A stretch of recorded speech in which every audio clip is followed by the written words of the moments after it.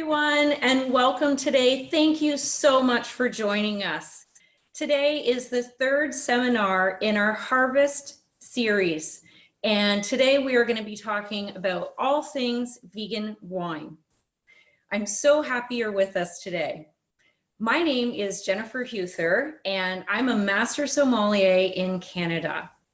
I also am one of the board of directors of Femmes du Vin, and we welcome you today. We are so happy to have you with us. I want to remind you that all proceeds go towards scholarships for women in wine. Today, I want to thank our sponsor also, Jackson Family Wines, and make sure you share the hashtags when posting of Femmes du Vin and Jackson Family Wines. I also want to do a bit of housekeeping right now. So please note the Q&A at the bottom of your screen, and that is where we will be looking at questions later.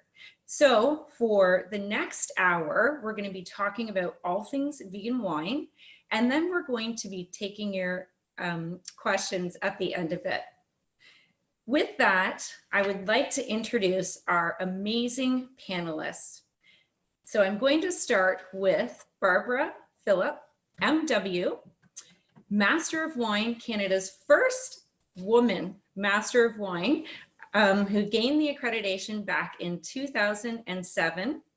Barbara works for BC Liquor Stores and is one of the purchasers out there. As well, Barbara, I understand you have your own business with your husband and do lots of consulting on all things wine. Welcome, and thank you so much for joining us. Next up, I would like to welcome Frances Gonzalez. So Frances is joining us from New York, New York, and Frances is the founder and president of a vegan wine club called Vegan Wines, and also the owner of Despacito Distributors, which is a distributor that focuses on all things plant-based. Frances is also a vegan herself and is an active member of Women of the Vine and Spirits. Welcome, Frances. Thank you. Next up, I'd like to invite Gilian Handelman from San Francisco to join us. Gillian started her career as a sommelier in the Finger Lakes. She then spent 7 years in production in both Washington State and California, making wine and learning all about the back end of wine. Gillian has worked for Wine and Spirits magazine and is also the global portfolio education director for Jackson Family Wines. So thank you so much for joining us, Gillian. Good morning, Jennifer. It's great to be here. And last but not least, I would like to introduce Sunny Gandara. Sunny is also joining us from New York, New York. And Sunny is the US ambassador for Courcebella, which of course is an amazing vegan-friendly wine from Italy, or winery, I should say. Many great wines. Sunny also holds her WSET diploma and is an educator and a professional trained chef. And she likes to veganize Norwegian dishes through Arctic Grub. So definitely give all of these ladies a follow, and we can all learn so much from them as well. And I think we've lost Frances. Frances, are you having some technical difficulties? There you are. Hi. There I am. Hi. Welcome back. So welcome, ladies. And again, thank you for taking the time today to join us and to discuss everything about vegan wines. So I think we're going to kick it off by just doing a little bit of qualifying about the term vegan for everybody. So Frances, would you be able to tackle that for us? Yes, thank you, Jennifer. So veganism is about not consuming any animal products, of course, no use of animal products as well, and also to protect the environment and to protect other human beings as well. So it's about being the most equal you can be in the world and protecting it.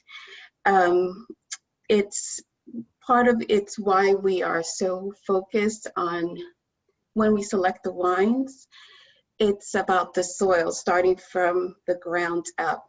It's about the environment. That's where the soil comes in. It's how they treat the workers. You know, it's very important, human rights. And then at the end, the winemaking itself with the animal byproducts. Fascinating. Thank you so much for that clarity. So vegan is not a diet. It's really all about a lifestyle and a philosophy and a way of living. I find that fascinating. Thank you so much for clarifying that.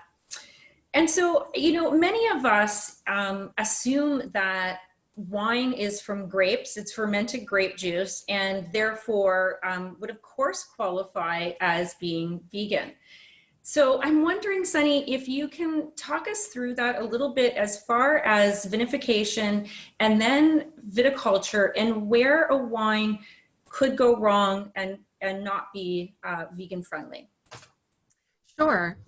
So it's the fining process or the process of clarification of wine before wine is bottled that most certifications and wine producers are referring to when they say a wine is vegan, right? So vegan certifications will vary depending on who issues them, but in general, they'll all be produced with either vegan-friendly fining agents. So if a producer wants to fine a wine, he or she will use a vegan-friendly agent such as bentonite, which is a type of clay. So this is all to prevent the wine from appearing cloudy when you get it in the bottle. Most of us like that nice, clear liquid. There's nothing wrong with an unfined wine. In fact, an unfined wine is also by default vegan, right? But winemakers now have also started, in addition to bentonite, they've started experimenting with pea and potato protein, as well as there's also vegetarian gelatin. Some are more successful than others, so we're still sort of in the very beginning stages there. I think at this point, the most widely used animal vegan-friendly agent is bentonite. And alternatively, like I said, a wine will not be fined at all and therefore by default be vegan. So, you might think, like you said, it's just grapes and yeast, but non-vegan fining agents, what winemakers can use that many people don't know is most commonly egg whites, fish bladder, whey, casein, gelatin, sometimes chitin, which is crustacean shells. So that's of course not ideal for any vegans, even though everything technically gets precipitated out. But if you are plant-based, I'd say that's perhaps enough for you then to say, okay, they aren't using any animal byproducts in the fining. But if you're vegan, meaning you forego the consumption and use of any animals as much as you possibly can, you might want to look at the other areas of winemaking where animal byproducts can sneak in. So there's, for example, the issue of packaging, right? So are they using glue to stick the label on the wine? Beeswax, for instance, to seal the bottle, or there's even some milk-based glues in agglomerated corks and so forth. So in short, a vegan wine, I think, shouldn't be produced using any animal ingredients or ingredients that have been tested on animals. And then a step further is also, of course, considering the fertilizers for the soil. So at Corchabella, for instance, we go all the way. We don't use any manure in the soil. Many wine growers use fertilizers that contain cow or pig manure, fish bones, fish meal, blood, chicken and feather meal. I mean, you could go on and on. There's all kinds of things in the soil. And, at Corchabella, we're adamant to not include any animal-based ingredients because there's no point in saying you're vegan if you're not considering the entire process. So we strictly adhere to green manure. And I'm not going to go into detail about what that is, but it's really, we're growing our own cover crops and using that. And it works just as well as our wines show. But anyway, so using byproducts of animal agriculture gives more reason, we think, for those practices and industries to exist.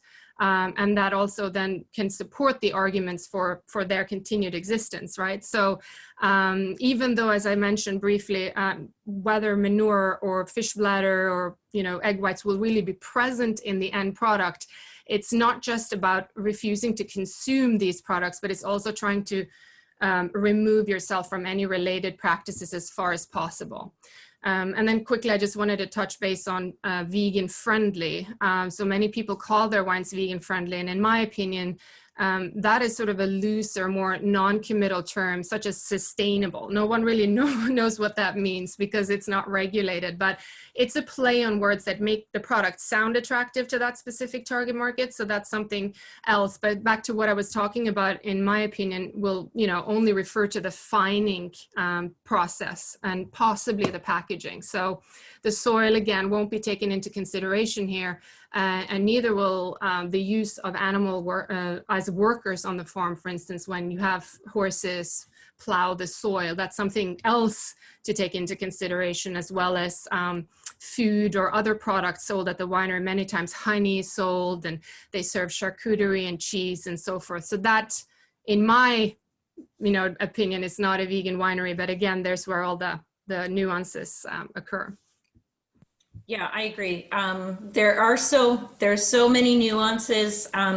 Sunny, you are correct. And I think for some folks, this is also new as far as the wine business goes, and as far as certification goes, and as far as understanding all of this. And of course, a lot of folks would be happy just to know that there wasn't any animal products used in the production. But then of course it can expand into, the entire winery and philosophy. So I find that so interesting. And I know that we're starting to see some of these certifications. And Barbara, I was wondering if you could clarify those for us, because they're so new and a little bit confusing.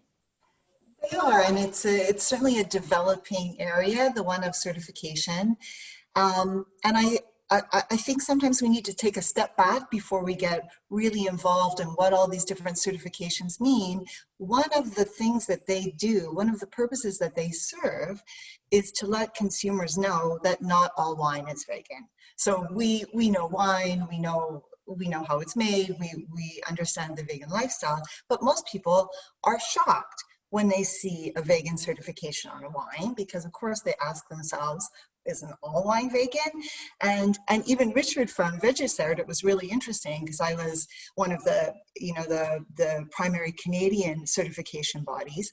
He was saying, a lot of people come to him, wineries come for certification, and they're not vegan at all. They don't even know as producers that their wines are not vegan. So it's really, really interesting. And I think, as Sunny was saying, yes, we have to look at the whole picture holistically from the vineyard to the winery.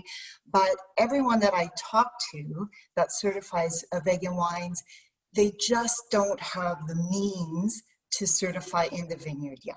So the beginning is looking at particularly finding materials and any other additives.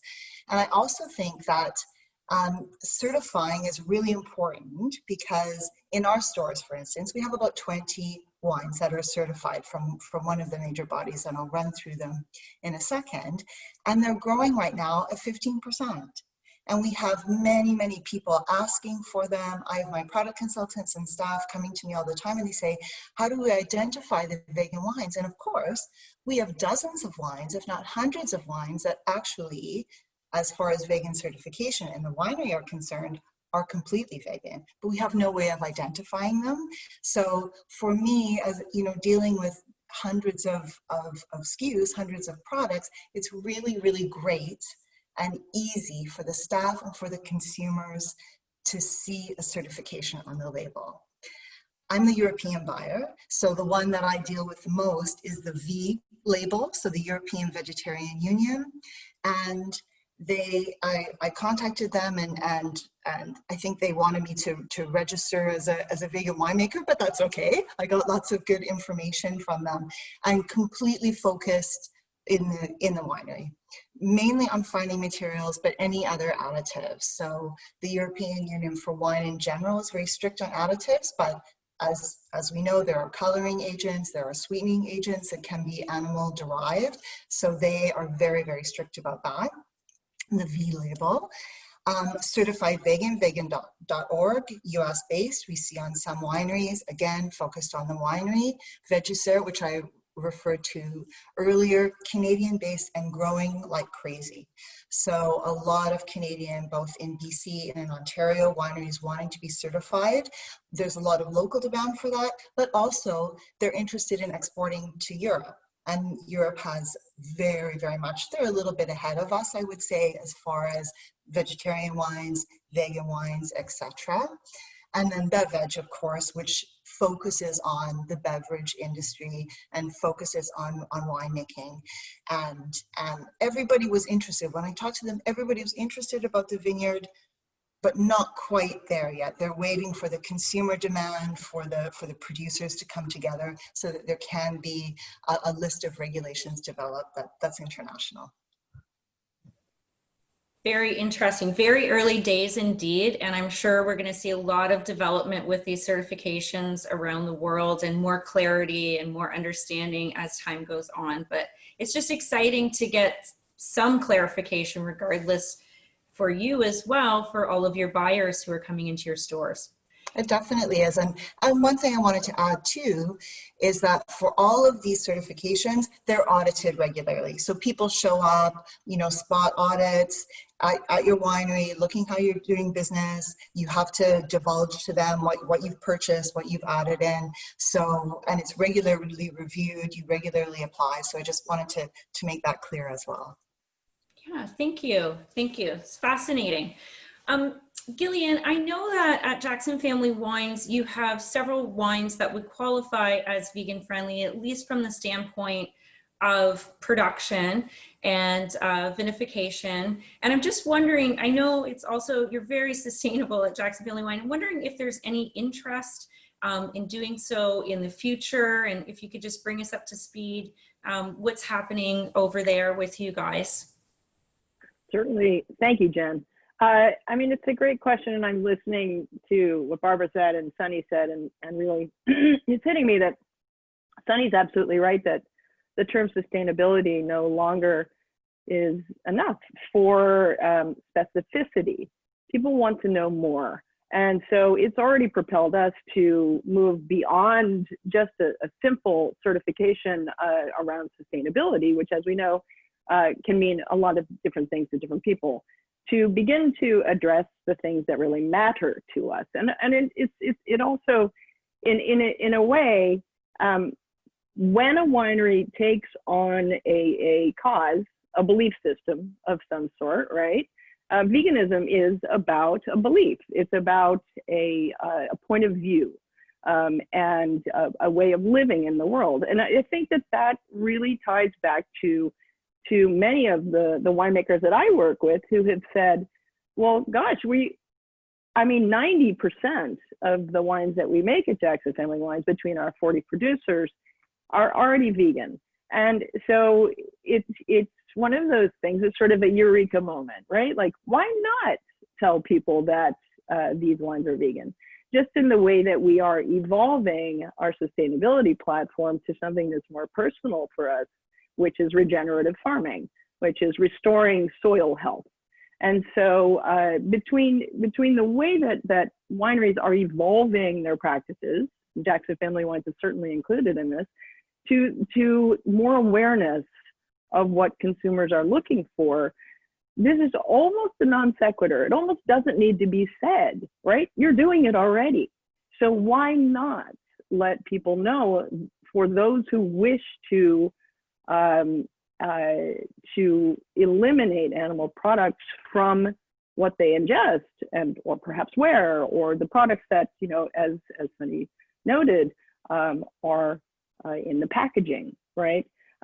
If you wish to do this, in fact, it really isn't much of a leap for many wineries because most of us are using, things like bentonite and, the plant-based fining materials that Sunny alluded to. So I think that this is a really great moment for vintners, whether they're in the United States, Canada, Chile, or Europe, to begin to say, actually, now that we know that veganism is important to people, and we've seen, of course, and Barbara has alluded to, and Jennifer, we've seen a rise in veganism, and not just, among women, which I was sort of thinking, well, we know that it skews for younger people, that veganism is something that younger people are particularly attracted to, and because they've become aware over time, and they're exposed to much more information than perhaps we were, 30 years ago with the advent of the web and just, people being able to make more personal choices. I think it's just a matter of time. I think it's just a matter of time before more wineries, more beverage companies of all kinds and more products begin to address this, because it isn't hard to do. So that's really kind of what I would say is that Jackson will definitely be segueing toward this as a point of view, as a belief system, right? Let's acknowledge it. Let's give people what they want, because we're already there. Yeah, 100%, Gillian. And you touched on the growth of this market segment. And I really just want to put this out to everybody. And maybe, Frances, you could lead this group discussion into what do we think is driving this massive growth in plant-based, in meatless Mondays, and in, of course, vegan. And we have seen a massive uptick. So what do we all think is behind this? Well, we can't deny climate change, that's for sure. We are seeing it with the California fires, and also with COVID. I mean, I think that's when people we had to start really thinking about our living decisions, how we're going about, and how to start doing good by the planet, and what you're putting in your body. We have to stay healthy with COVID. So you start saying, okay, we are what we eat. Let's start putting more mind into that, because before people wouldn't even read ingredients. Now I see people, standing there like, okay. So in just overall the environment, your health, and just COVID, I feel, made us take a step back and start looking at the bigger picture in front of us. Yeah, it's interesting. Even something like COVID is even supporting the growth of this. Sunny, what are your thoughts as well on what's behind this growth, and maybe who's behind it as well? What's driving the bus on this? Well, certainly now I see a huge trend, especially in the younger generation, of choosing to eat more plant-based because they want to be healthier, and they're realizing that plant-based food, whole food, plant-based food, I guess, is it, but also because, as it was alluded to, it's more environmentally friendly. And when all these disasters that are happening, hurricanes, wildfires, and of course the pandemic, which has been brought to us by our use and abuse of animals and the environment, I think that this newer generation is finally waking up to the fact that something does have to change, and that they can make a change through what they're choosing to consume and wear. But so how we've produced food in the past, doesn't work. So we're just really, it's driving us to extinction. So a huge place where we can make a difference is to choose some vegan options, whether you don't need to go 100% vegan, but maybe do, like you mentioned, Meatless Monday, and trying to go slow. So I'm the wine buyer for Matthew Kenny Cuisine, which is a global plant-based restaurant and hospitality group. And the majority of our customers actually aren't vegan, but they just love that creativity, the freshness, and the healthy aspect of our food. And they want to try something different and feel like they can be part of like a new revolution, if you will, in food and dining. So we welcome everybody. We just want people to have a good time and just really see how delicious and inclusive this movement is. And of course, we of course have a huge fan in vegans too, who just like everyone else, we love to eat great food and drink wine and have gourmet experiences. So I think, the first group, the vegans, are the ones who have chosen this lifestyle because of their care and compassion for animals, and they don't want to support any product that includes animal product. But the newer generation, who I sort of, talk to a lot, is what I call the plant curious. And they might choose a vegan wine because they want to, as I mentioned, minimize their damage to both animals and the environment, who might have difficulty going full vegan, but just will choose vegan products wherever they can. And I think that's where you'll see the biggest growth, and I welcome it all. Fantastic. Gillian, did you have something to add into who's driving the bus on this? What's driving the bus on this? I think everybody's said it really well, but I do think that as we discover that there are more and more options for eating plant-based foods, produce, right?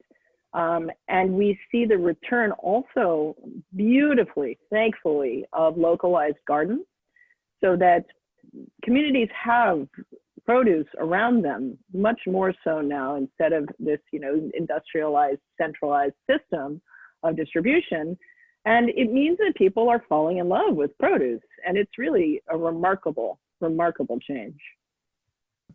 Yeah, I think you kind of brought up a great point there too, as well as it's accessibility. It's accessibility to delicious vegan food, or to being, out at a gas station, being able to grab something on the go if you were vegan. So I feel like that's all really changed. And of course, this gardening is very hot right now. And yeah, so behind all of that, Barbara, I'm wondering if you could talk to us about who are the demographics here, do you think? They are young, but I think we can learn from these kids. So these are people that were born and have lived all of their lives with a consciousness of climate change, of concern for the environment that, while, say, my generation, we were somewhat aware of, it wasn't an everyday topic. We didn't talk about it in school. We didn't talk about it, when I was in university and 21 years old, we didn't go to the bar afterward and talk about the environment. But the kids are doing that now. And they're just starting to drink alcohol, or they're at a point where they're thinking about more sophisticated forms of alcohol, i.e. wine. And I think this is just part and parcel of the global consciousness that they grow up with.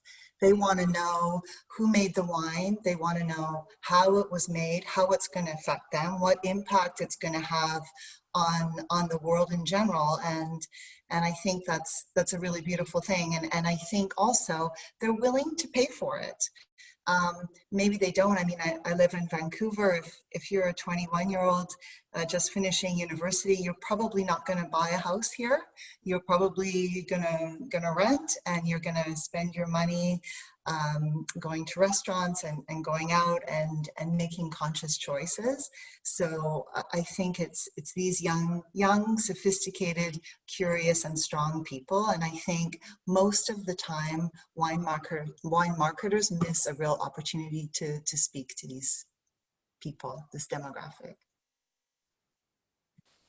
Yeah, I'm curious, Frances, if you've seen any particular countries or regions that have been very successful at getting behind vegan and plant-based lifestyles and labeling. I know that you, of course, own the wine club in the States. So can you fill us in a little bit about that? Yes, thank you. Well, in France, when I went to France, a lot of the wine producers will just say, okay, so what does make a wine vegan for you? Because we have all these like different scenarios. And we would say from the soil up, and they're like, okay, that's what we do. So they've been doing that for a very long time. And also in Italy, when we went to one of the wine producers, they said the cork, they've been doing the cork, no beeswax, so the cork. So a lot of the countries are doing it their own way, but they always kind of address why we are only in the winemaking, not the entire thing. So they question me that because they feel like I should know all the answers. I'm like, I'll get back to you on that one. But they are going after it to make vegans happy. They do it not because they're vegan. None of the winemakers, except for one, are vegan, but they want to get it right. That's when one of the fathers says, look, this is what's happening. So I want to make sure I get it right. I'm going to do it from the soil all the way to the cork. Fascinating stuff. And I don't know if you all just saw a little survey pop up. So very interesting. Our viewers today, we have roughly 8% who are vegan and 8% who are vegetarian. and 20% who are curious, and lots of folks here just to learn about vegan wine. So very interesting stats from our own audience. I think we need to talk restaurants now, and I understand it's COVID, so with all respect and sensitivity and love and support to our hospitality industry, and hoping for a speedy recovery. But I have noticed in my own city, for example, lots of new and exciting trends in food and a movement towards plant-based restaurants. And Gillian, I'm just wondering, in your perspective, I know you also deal with a lot of buyers from restaurants, and I'm wondering what your thoughts are with how, are we doing a good job here in restaurants? Are we providing people who come in who are plant-based or vegan with options? What's happening on the scene here? Well, it may be unfair for me to answer this from where I live, because San Francisco and of course Berkeley and the East Bay, you know, there's been a long movement of farm to table and a long movement of veganism here. So I think where I live, people here do an incredible job because they denote on menus what is vegan, what is gluten free, what is vegetarian, and to be totally fair, having lived in Europe for a little while and encountering their interpretation of vegetarian in the 80s, it was just, you know, like torts of like potatoes and, you know, a lot of oils and, you know, and it wasn't particularly inventive, but I think that that's changed dramatically all over the United States. If I go to upstate New York to visit my parents, for example, there are cafes everywhere that are continuing to make sure that their customers know that there are options that are available to them between vegan and vegetarian. And I think part of that goes back again to access.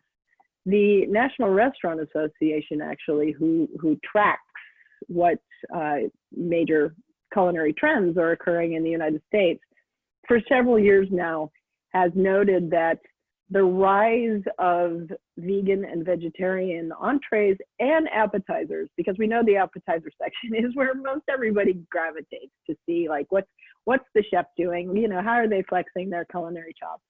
And there are tons of vegetarian and vegan appetizers now. And of course, there's always one of those options in the entree section. So I think that to be really, you know, I think it's good news. I think restaurants have done a good job, and they can continue to progress, of course, with the help of people like Sunny and Frances. The wine list, on the other hand, that is where we do need to make some big improvements. I don't believe that people are isolating those wines with enough tenacity. Yeah, fascinating. I mean, Sunny, as a chef, as a professionally trained chef, and as somebody who is reworking dishes and who's living in New York City, I'm sure you could agree with Gillian here. But is there anything else you're seeing? Are you seeing some New York restaurants that are really embracing this from a wine list and cocktail perspective, for example? You know, I think generally speaking, conventional restaurants, you know, non-vegan restaurants have a long way to go, even on the food side, when it comes to offering quality food. But that's just me coming from a chef. Of course, in New York, we have a lot of great vegan restaurants, but now when I'm more interested in restaurants that everybody can attend and their, you know, selections, right? But I've also certainly seen many who are embracing this new market and taking it as an opportunity to cater to this growing category, which it is growing category of diners, even if they're not, as I mentioned before, vegan, they want to choose plant-based when they go out. And so some chefs will choose to be, you know, this is an opportunity for me to be creative and come up with and offer something different to my guests. And then there are those staunch traditionalists, no, you know, if you can't serve steak and fish, then, you know, there's the door. But there's luckily not as many of those left. There used to be. So I definitely see a very positive trend. In terms of wine, I can only speak to how I choose. And of course, our wines are all vegan because, you know, I do a lot of research on, because I'm naturally just a wine nerd. So I like to see, you know, learn about the winemakers' philosophies and why they make the wines they do, even if they're not, I don't care about certifications. I just need to know how they're actually farming and how they're behaving in the wine in the cellar, and that philosophy needs to be in line with ours. So as often as possible, we pick wines from small producers that are family run.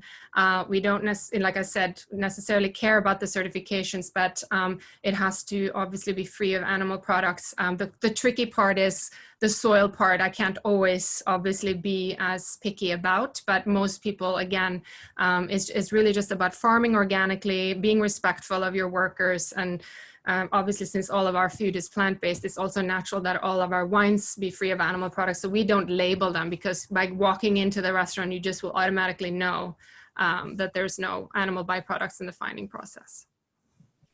Yeah, and I think you bring up an interesting point, Sunny, too, where it's not just folks going into the clearly marked vegan restaurants, but it's just going into any restaurant, really, and being able to identify these wines, as you were saying, Gillian, be able to find them, be able to eat something delicious and not just the salad and the pasta that was a side dish. So yeah, I find that fascinating. Barbara and Frances, I want to throw this one to you. I'm just curious if you have any thoughts, ideas, suggestions on how do we appeal to people? How do we market to them? How do we become effective in relaying this type of information to people who want to know? For me, and it's interesting because I think we'll come from two different perspectives, because I work for a large retail chain, and you know, there's sort of many layers in between the buyer and the customer, unfortunately. We need to make it simple and clear. And as I say, maybe that's even just making people think about how wine is made, and oh, there are animal products that are used in the production of this. So to me, clarity and simplicity, and I completely respect Courchevel not wanting the certification and not wanting that to be a marketing tool that they use.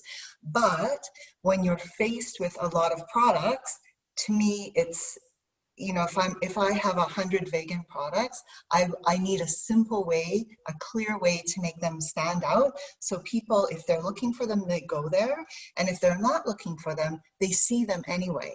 And it kind of goes into their mind, and maybe they ask about it or they experiment it with another time. Well, you know, when I started their certification, you know, I tried, but it didn't fit our guidelines. So what I learned is to be as transparent as possible with vegan wine. So we like to interview every winemaker, because you might not want to, you know, your vegan curiosity or plant-based, it's not the same as mine. But if you listen to the winemaker, you might grab something that it is important to you. I want people to, I feel that it's very important for people to understand why the winemaker is doing this, what is his or her practices. And I want the people to feel like they were next to me when we went to that vineyard, because we have to visit every vineyard because we have to see the whole picture. I'm trying to have people understand why we're choosing these wines that are, to us, beautifully, naturally vegan. We want to stress that because we want the winemakers to also be very comfortable with vegans, plant-based, vegan curious, everyone, just so that they respect their wines and understand their wines. That's how we've been. Whenever you see our cow logo, you know that that I personally went there, and I've been a vegan for over 25 years. I'm not going to put any byproducts, of animal byproducts in my body, and I'm very, very conscious about the environment, try to do everything possible to be good to the environment and people. So I just try to relay that to people. You may not be the vegan, but there's other things that I'm trying to work at so we can see eye to eye on why we're doing it. Yeah, I mean, I feel like I loved that, because This discussion is, I mean, for me anyways, it's so fascinating on so many levels, but really Barbara and Frances, you're coming from two very different perspectives and two different marketplaces really. So where Frances, you're hand-holding probably each and every person who comes into your vegan wine club. Barbara, you have no contact with folks who are walking in the door at a liquor store, perhaps in remote BC. And so you are trying to convey this information to them. And of course, we all understand too that, you know, you may also be a person who's purchasing for somebody who's vegan. Perhaps they're coming to your house for dinner. Perhaps it's your daughter-in-law or it's your brother. And you just want to get this information so that you can make the right decision. So it's a big and fascinating world. And I love both of those perspectives. And I think they're both valid. And with that, we have to talk about one of my favorite subjects when it comes to this. And Gillian, who is an expert at matching food and wine. You've been doing this forever. And Sunny, who again is a certified chef, I need to ask you both about food and wine matching. How do we not have FOMO? How do we elevate these experiences and make them just as delicious? So Gillian, we'll start with you. Any ideas for us? Sure. And I just wanted to also point out that I've always loved Courchevel. It's been one of my favorite producers for a long, long time. And now knowing that they're making vegan wines and knowing that they are, you know, really concentrating on soil health and that the practices in the vineyard are, you know, all the way from vineyard to glass, to me, that makes a big difference in my buying patterns, because I will more intentionally now head to that producer knowing that their intention is solid all the way through. So that is a big deal. Back to produce and wine pairing. We have been doing this for a long time at Jackson Family Wines. Kendall Jackson planted a biodynamic 2.5 acre garden in 1997.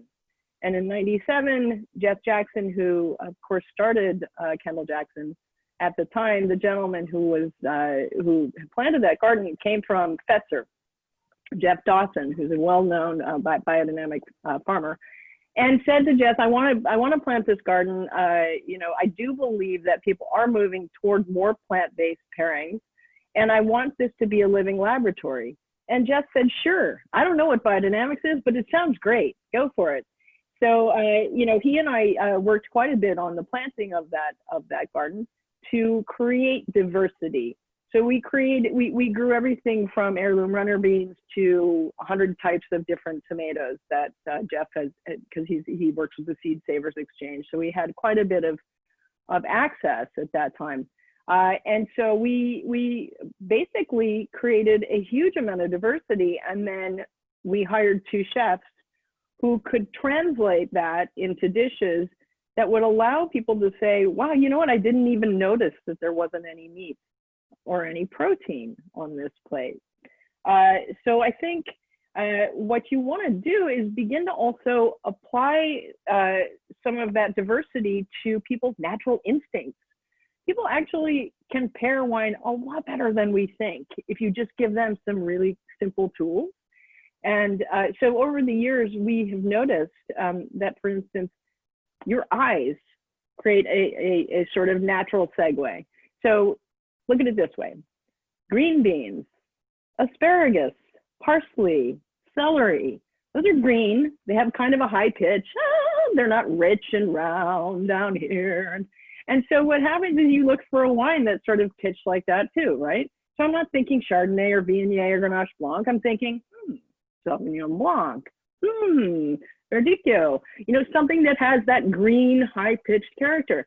You get to things like, you know, the more golden things, for example, which, as we know, is more round and a little bit more base noted. And that, you know, then you start to think like, oh, these yellow things, corn, right? Yellow squash, things like that. And then the red things, of course, you know, people often say, oh God, you know, it's so hard to pair red wines with produce. That is absolutely not true. talk about runner beans, you know, these big fat runner beans that people are growing these days. You get some of these black or dark red runner beans and you roast them and then put them in a vegetable broth. And they provide a perfect bridge to red wines. Same with lentils. And then there's the cooking methods. And I'm gonna let Sunny get into that much more because she's a chef and I'm not. But you know, if you caramelize vegetables, you add a sweetness and a bridge that really does sort of touch on, not quite like the beef carnal thing that, you know, people are looking for, but there is something very satisfying about caramelization that allows people to let go of their FOMO around meat. Love it. You're making me hungry just listening to you. Sunny, I know that I follow you on Instagram. You have, you make me hungry just watching all of your beautiful Instagram posts. So tell us some of your secrets, please. Oh, I love what Gillian talked about, using your senses more and just let that guide you, because I feel like we've lost touch with that, having been sort of removed from where food comes from, right? So I really love that. So I'm going to steal that one. But I think, you know, coming as a vegan, of course, and a plant-based chef, I just think that one of the most important things to ask is yourself, maybe it's like, what comes to mind when you hear plant-based food? Because if you're a general chef cooking with all kinds of food, it's like many people get very stumped and they have a narrow or limited idea of what that is. They think maybe a salad or grilled vegetables, or like you were saying, the sort of boring pasta with tomato sauce. And the truth is that there's so much variety in the plant-based world of food and cooking. And there's just so many things, so many categories and expression of dishes and cuisines and cooking styles. And of course, at Matthew Kenny, we have fine dining. We also have some upscale comfort food, but there's casual fast food, there's raw, there's plant-based, oil-free, and there's obviously all kinds of different cuisines from over the world. But so, you know, and if you're cooking with, say, processed vegan food, like Beyond Burgers or vegan cheeses, those can impart a whole lot more weight, salt and fat, for instance, than if you're working with more sort of whole food, plant-based, fresh ingredients. And that can have a say in what wines you choose. So I hate to be general, but generally speaking, plant-based cuisine is not as, and I'm talking whole food plant-based, is not as heavy in fat, and it's more delicate because of the ingredients we use, right? So that doesn't mean it lacks intensity and flavor. So a good wine parallel to think of, for instance, is Sauvignon Blanc. While it might be sort of light in body, it can have these intense aromas and flavors. But with that delicacy in mind, in general, and not always, but do I avoid sort of very heavy wines, super high alcohol wines, which I think sometimes is hard to pair with any food anyway. But so the panel discussion isn't long enough for me to go into all the details here, but I think it's extremely superficial just in the defense of wine to talk about full-bodied red wine, say in one category, because each wine expresses itself very differently depending upon where it's grown and who produces it. So you need to constantly just be tasting and experimenting. But say if you have green vegetables and raw food or dishes, you know, with a lot of fresh herbs, say, then I would say light whites and sparkling wines, kind of, you know, referring back to what Gillian was saying. I think onion and garlic pair with just about everything. So if you have a dish that has like those caramelized onions, those are awesome. And then beans and mushrooms and other fungi with more like umami flavors, and they produce heavier, fuller dishes. They can do very well with medium to even full-bodied reds. But I would say that pairing wines with plant-based foods, that it demands more creativity when you don't have something as straightforward as like, okay, here's a piece of steak and here's the fish, right? But there's so many more flavors. I found when I went vegan 8 years ago, many more textures and nuances that I needed to pay attention to. And we also want to be mindful of and aware of how those flavors and textures in food change depending on what cooking methods. So I'm going to touch on that, what cooking methods we employ. And of course, as with conventional pairings, what kind of seasoning are you putting it on?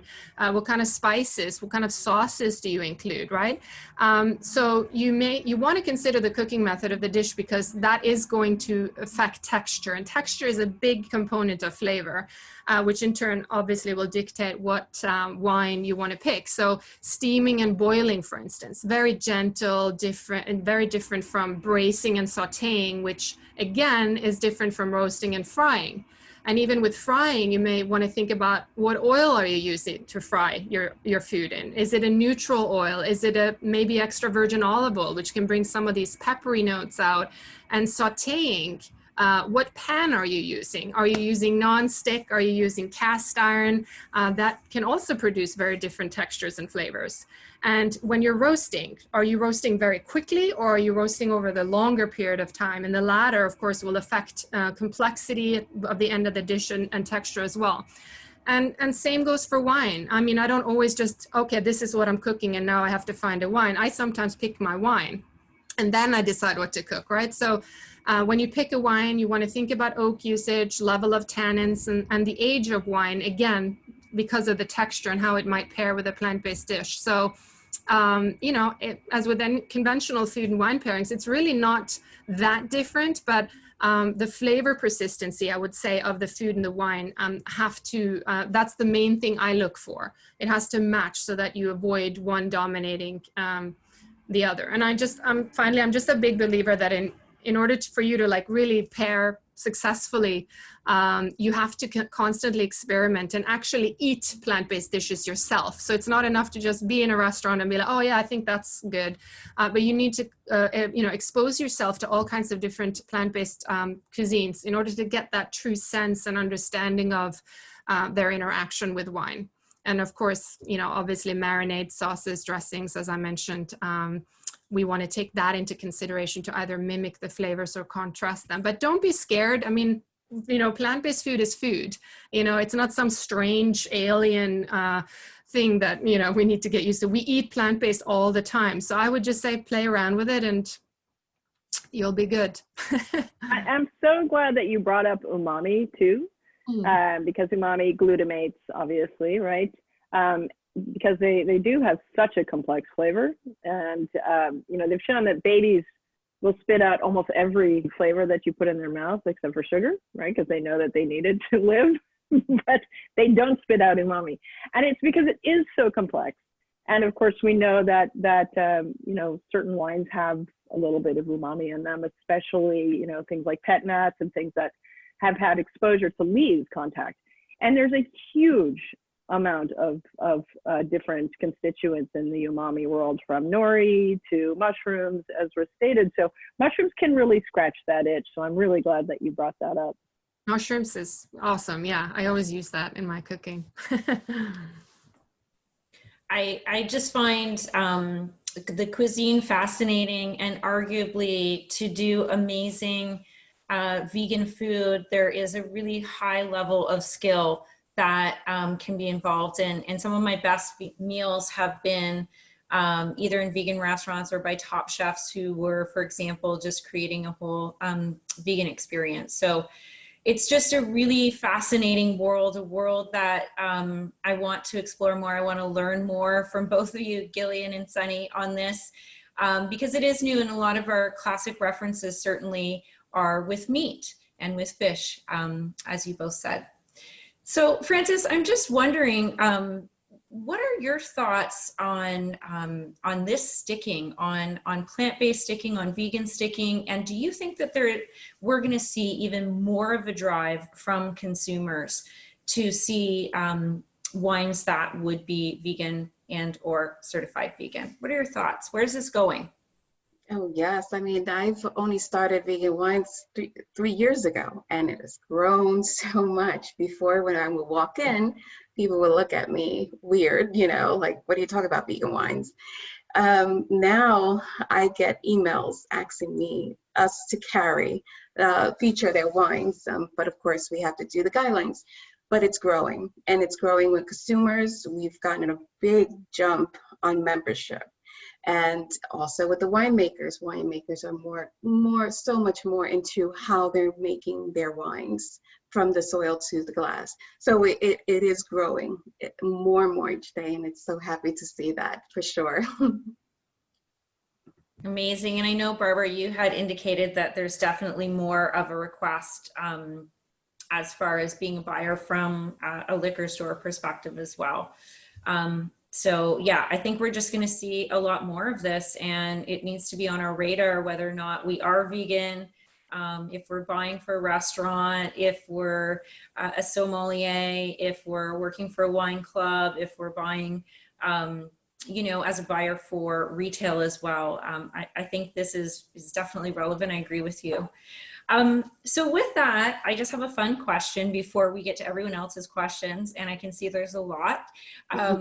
I wanted to ask you if any of you had a favorite go-to wine with vino and veggies, or if you had a really great experience with plant-based food and wine, and what that was. What was the highlight? Barbara, can I start with you? Sure. I love toasted grains and Chardonnay. So, and it doesn't have to be, you know, the most expensive white Burgundy or anything, but a lovely like Maconnais with some toasted barley, just a little bit of citrus flavoring. It's quite simple. I mean, that's how I cook. It's simple, but to me, that's a beautiful pairing. Fantastic. And Gillian, is there any wine that has stood out to you in matching vino and veggies, or any particular experience that was amazing? Yeah, I'm sorry to jump on your bandwagon, Barbara, but our company sells a lot of Chardonnay, but it's also my favorite variety. It's because it's so transparent and comes in so many different styles. So I really love roasted vegetables, or braised. So things like cauliflower, leeks, fennel, for instance. All three of those vegetables pick up this remarkable earthiness when they're roasted, and it really plays with Chardonnay's transparency and earthiness. You know, Chardonnay, I just want to tell all of you guys out there that often there's a tendency to want to head for those crisp whites or those bright crunchy reds with plant-based pairings, but Chardonnay really can do incredible things with roasting and braising. My favorite grape too. I'm a Chard girl through and through. Yeah. Frances, is there a favorite go-to wine for you? I love Zins. That's my thing, Zinfandel. One of my favorite dishes is mofongo, which is a Puerto Rican dish, and it is sweet plantains and with veggies, and then I would do it with a Chardonnay. So, but overall, Zin is my favorite to go. And Sunny, did you want to leave us with any thoughts before we hit the questions? I always love Chardonnay too, and a Blanc de Blanc champagne. I think champagne really goes with anything. And I actually love rosés too. Those are very food friendly to plant-based wines. I love those from Bandol and Cassis in general. But a pairing, I would say, for those who think that red wines don't go with plant-based foods, I invite you to Tuscany to try a ribollita, which is a bread and bean vegetable soup that's just kind of cooked down forever, and have that with our Chianti Classico, and you'll be converted. Sounds delicious. Yep. Okay, well, I think we have lots of questions here, so forgive me, I'm just going to be taking a look at them, and I'm going to put them to the panel. So just going through here, lots of chat, so thank you everybody. Please remember to put your questions into the Q&A box. And just moving through here. Okay, so we have a question from Linda. So although using animals to plow, which is better for the land long-term, and a key part of biodynamic certification, which is holistic view of farming and production, it would be preferable to use machines. I understand the defense of respectful care for animals, but typically those who do not use animals in their farming treat their animals as family. So I think the question here is about, is really, you know, about biodynamics here and understanding, because in biodynamics, you would normally use animal preparations and so forth into the soil. So I guess maybe would we consider biodynamics vegan also?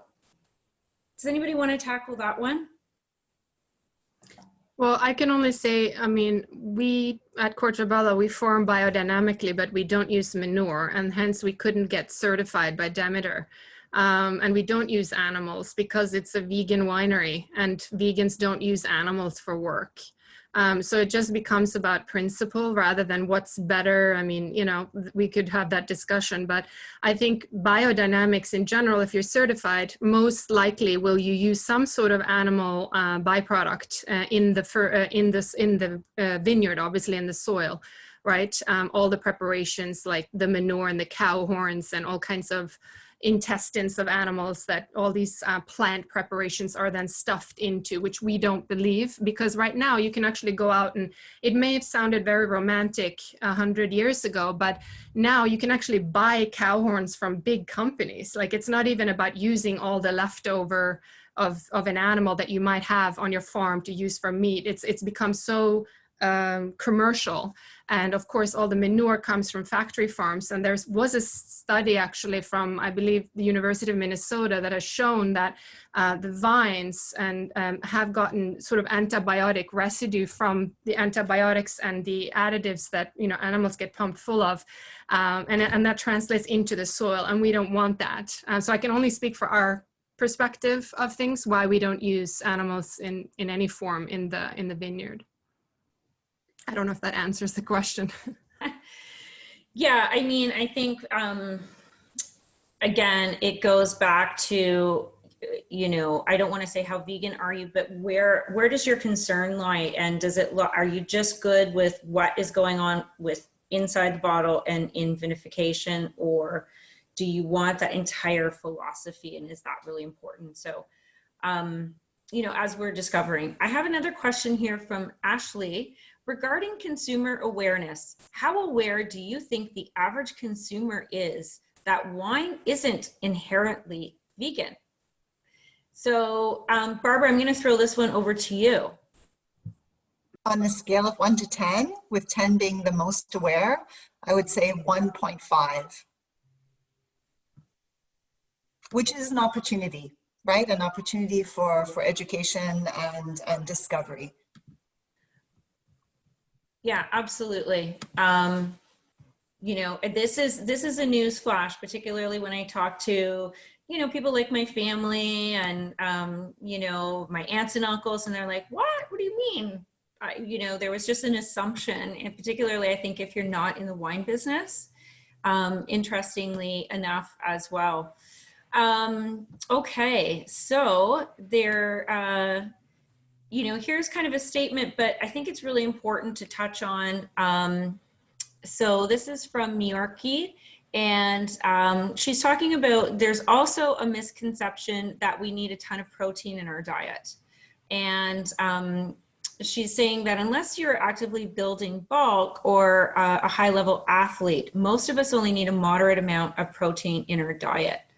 And so arguably there's been even basically conversation around scaling back protein for athletes. So I find this really interesting, the whole protein conversation. And I'm wondering, Frances, if you want to talk about what do you think? How much, as a longtime vegan, how much protein does one really need? And we can find protein also in our plants. Yes, we can. And like I said, I've been a vegan for over 25 years, and the only thing I've ever been deficient in is in vitamin D, and that's because we don't get it all the time. Never in anything else. I get my proteins just fine. I do blood tests every month just to be on the safe side, and everything has always come. You can find it right in your garden. So many produce that have protein in it. Nature gives us what we need. Nature really just gives us everything we need. We do not have to go to animal products in order to get our protein, not at all. I also wanted to say one thing, if it's possible, on a previous question, if it's okay. With the animals in the vineyard, One of the things that I found very important about visiting every vineyard is that you get to hear the people's story on why they do certain things. So let sheep graze, right? Instead of using the machines, and that is part of animal work, if people will see it like that. But there's a certain group of sheep that are going extinct. So the vineyard is using those sheep for grazing to keep a farmer in work with these sheep to keep them going from going extinct. I mean, there's really not many of them. So it's very important to hear every story as well. Amazing. Thank you very much. And I'm just looking and, oh, here's a great question. So Gillian, we know natural wines are organic. So do you think all vegan wines should be natural? Do you think all organic wines should be vegan? What are the differences in all of these, in all of this terminology? I think a lot of people find it very confusing. The natural wine world is very confusing. And I think back to what Frances and Sunny and Barbara have all said earlier in the conversation, you need to know the producers. So my husband brings in a portfolio into California called Louis Dresner. And it's a natural portfolio. And he does the same with a portfolio from Spain. And so I think one thing that you should begin to do if you're interested in wines that are made in an alternative fashion is begin to educate yourself about importers. That's a good way to begin, because natural can be defined in many different ways. So for instance, there is one school of thought that says natural wine, there's only two tenets: no synthetics and no lab yeast. But there are other people who are much more radicalized around natural wine that would say, no, it also has to include absolutely no addition of sulfur, 0. So there are different levels of that. For organic, of course, there's certification. So that's quite clear. The same is true for biodynamic in Europe, and of course, Demeter. And so, you know, those are very clear.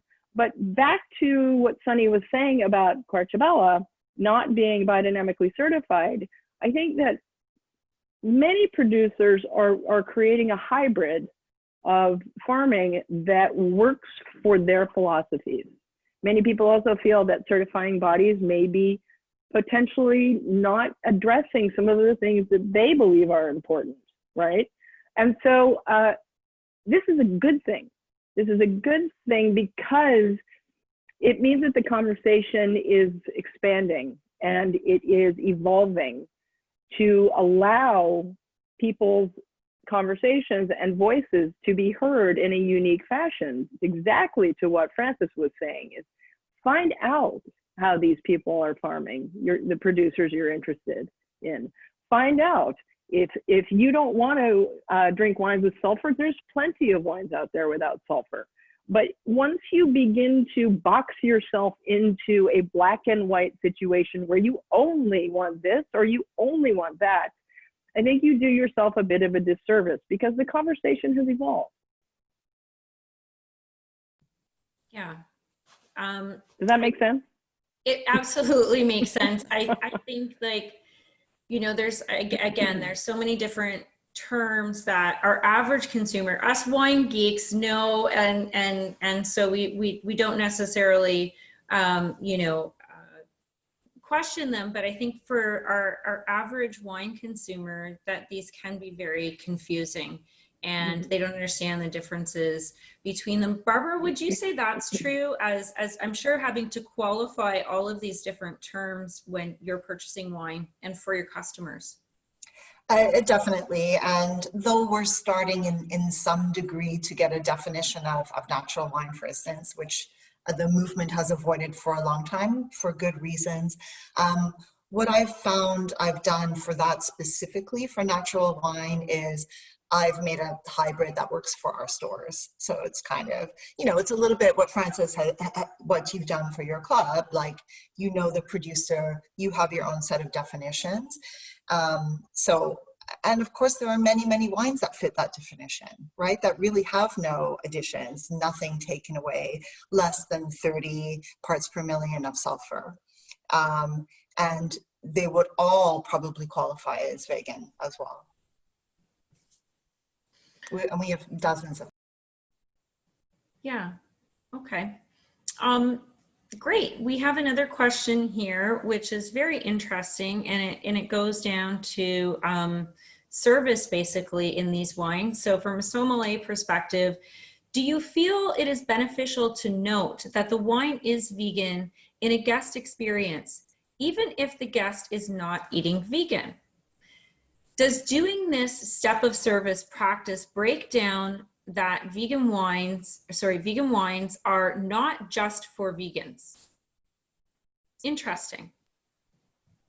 Do we feel like this is important to qualify? Frances, maybe you want to tackle this one. For folks who aren't eating vegan, is this something important to note, do you think? Yes, definitely. The people that are not vegan, you know that you're eating that steak because you want to eat it, right? But if you're drinking wine, a lot of people think it's just grapes. So now you have byproducts and other ingredients in your wines that you didn't know that was there. So yes, it's important for vegans and non-vegans to know what they're drinking and to be able to enjoy that bottle of wine with whatever they choose. But at least it's very important for them to know what's in their wines. Yes. Yeah, giving the power back to the consumer. Yes. Okay, we have a question from Sarah here, and she says, one of the panelists mentioned coloring and sweetening agents that can be derived from animal products. What are some examples, please? It can get a bit gross, but I mean, that's what happens when you sort of delve down. The two things that you would see would be red dye from the crushed bugs, and also sweetener from bone char, from animal bone char. Right. To the best of my knowledge, they are not widely used in winemaking, but it is something for certification that the certifying body would check. Oh, okay. Yeah. Yeah, it makes sense. Some things that you would never even think of that wouldn't be plant derived really end up in the wine. Okay, this is a question for Gillian. Gillian, with the increase in consumer demand and in the number of wineries who are moving towards vegan practices, how do we find out which wines are vegan? Will Jackson Family Wines start using the V on their bottles? What are your thoughts on this? Well, I think that my other colleagues on this call are going to be better suited in terms of answering how you would determine if a wine is vegan.